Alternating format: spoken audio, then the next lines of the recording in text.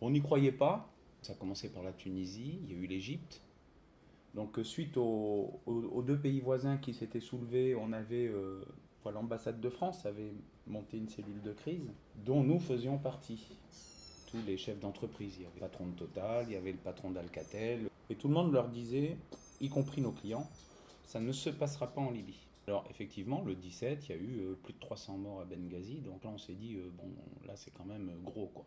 Ce qu'on n'a pas vu venir, ce que personne n'a analysé, même nous qui étions en Libye depuis, nos amis libyens nous disaient toujours, pas de problème, tout va bien, on fait de l'argent, on travaille, on savait qu'ils n'aimaient pas Kadhafi, mais en fait, on n'avait pas vu que le pays allait imploser. Trop c'est trop, et ce qui a mis le feu aux poudres, c'est que les gens ont dit, ce gars-là, il tue son peuple, quoi, suite à ce qu'il a fait à Benghazi.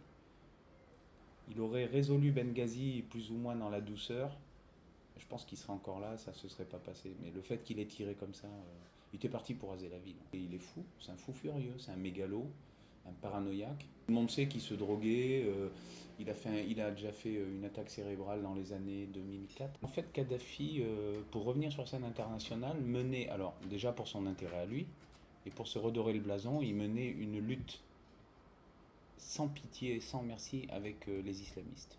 Et en général, le gars, il disparaît. La sécurité venait le chercher, et puis après on les retrouve voilà, dans les charniers. Mais c'était sans pitié, sans merci. Et l'Europe avait besoin, à l'époque, de Kadhafi pour éviter une hémorragie d'Africains. Et sachant très bien que la Libye absorbait énormément de main-d'œuvre, Ghanéens, Nigériens, enfin des gens qui malheureusement n'ont pas de travail chez eux et venaient chercher du boulot en Libye, mais ils n'allaient pas en Europe.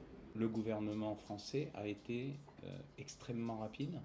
L'ordre d'évacuation a été donné par l'Élysée à l'ambassadeur parce que 3 jours après, il prenait position pour le CNT.